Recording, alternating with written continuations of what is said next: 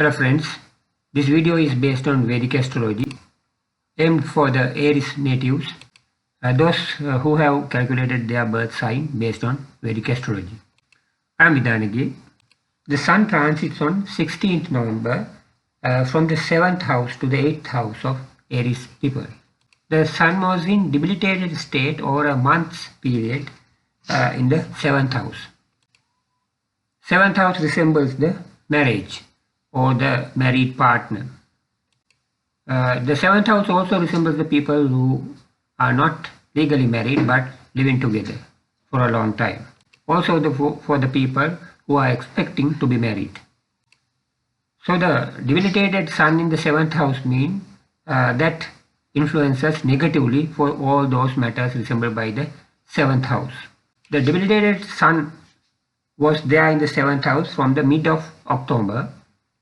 But luckily, on 2nd November, the Venus joined there, and the 7th house is associated with the Libra sign. The Libra sign is related to the Venus, because Venus is the lord of the Libra sign. So it's Venus's own sign. Venus becomes powerful there. In fact, the 7th house is a highly appropriate place for the Venus. So Venus exerts highly positive influence for the matters resembled by the 7th house, the marriage and also the married life and the partners and so on. So at the same time, the Sun resembles the 5th house because the sign associated with the 5th house is Leo. The lord of the Leo sign is Sun.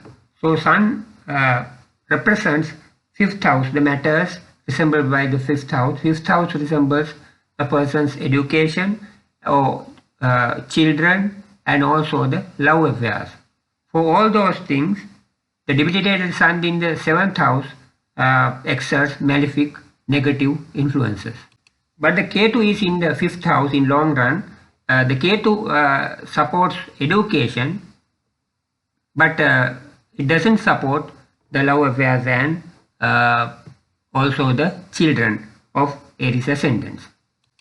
But now the Sun transits on 16th, it transits to the 8th house. So that doesn't make any big sense for the matters resembled by 5th house.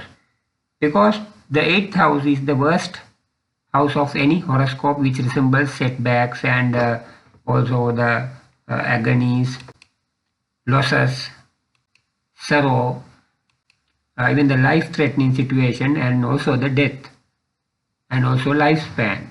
So much of the things which I explained there are negative things. So those things are resembled by 8th house. That is why it is called the worst house in any horoscope. As the Sun transits there to the 8th house on 16th November, so that will continue to carry on the negative influences on the matters governed by 5th house. When the Sun arrives 8th house, the Mercury and Mars is already there. 8th house belongs to Mars because the sign Scorpio, the Scorpio sign is associated with 8th house. So the lord of the Scorpio sign is Mars. That's why I call the lord of the 8th house is Mars when it comes to Aries ascendants. Also the lord of the ascendants also Mars, because for the Aries people the Mars governs Aries sign. So the lord of the ascendant also Aries, not the Aries, Mars. As the Mars is in the 8th house of Aries ascendant, now the Aries people are undergoing some kind of difficult situation or some sort of setbacks in their lives.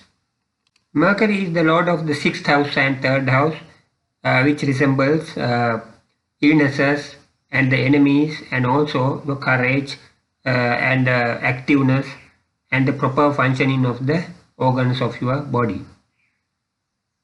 especially internal organs of the body.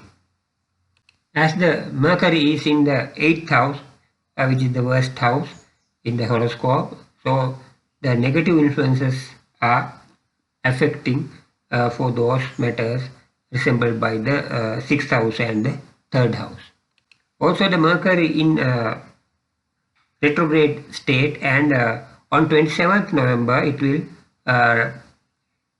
transit back to 7th house, and it will be there up to 6th December, and then it will continue to transit through 8th house from 6th December to 29th December again. The Sun will be there in the 8th house up to 16th December, and the Mars will be there up to 7th December.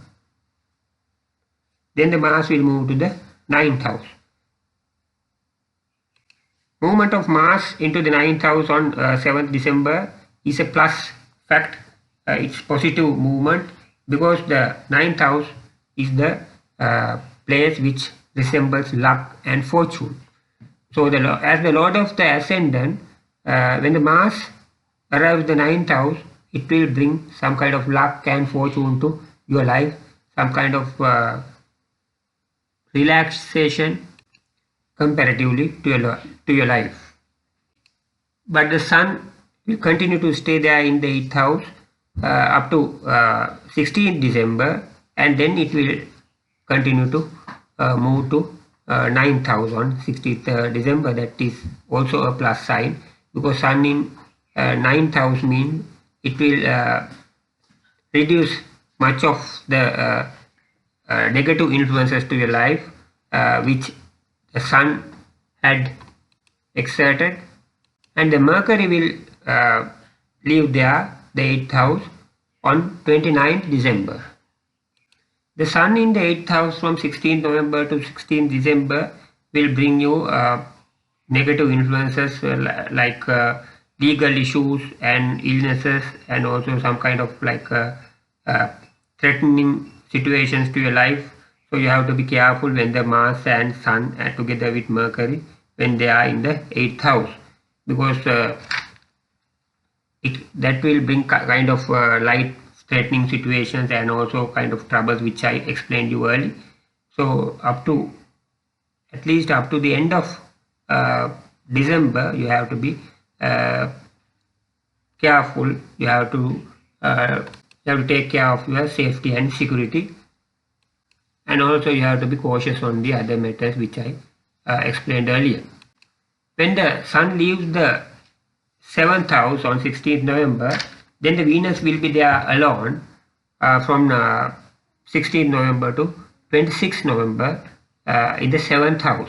So Venus alone in the 7th house in such a powerful situation is highly positive for the marriage of the Aries people, those people who are waiting to be married, and also people who are already married, and not only for those legally married people, also for the people who are living together without getting legally married. Also all of them are benefited, all of them will be benefited from that when the Venus in their 7th house up to 26th November. On 26th November, not the Mercury, Venus. On 26th November, the Venus moves to the 8th house. That is not a positive situation, because 8th house, as I explained you earlier, 8th house is the worst house. So when the Venus moved there, that will affect the matters resembled by 7th house negatively, because the Lord of the 7th house is Venus. When the Lord of the 7th house moves to the 8th house, means that signs negative influences to the 7th house, which I mentioned you, like that marriage and married people, and also those people who are living together as married, even though they are not legally married. So all those people, all those matters resembled by 7th house, that will be a negative period from 26th November to 20th December, as the Venus is going to stay there in the 8th house between that period. Now the Jupiter is in the retrograde state in your 4th house, but still that will bring some kind of positive influences for you even though it is in retrograde state, it's still in exalted state, but you won't benefit the maximum of it, but still it will give some positive benefits to your life up to 5th December, mainly for your properties and also for your residence and your